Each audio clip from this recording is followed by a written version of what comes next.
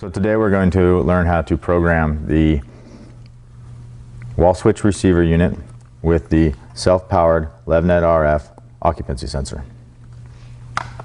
The first thing you're going to do with the wall switch receiver unit is press the button down for 15 seconds to enter programming.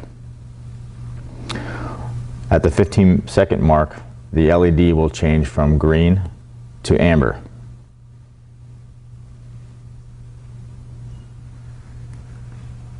Once you see that you are in programming, then you press the button for 5 more seconds to enter the learn mode.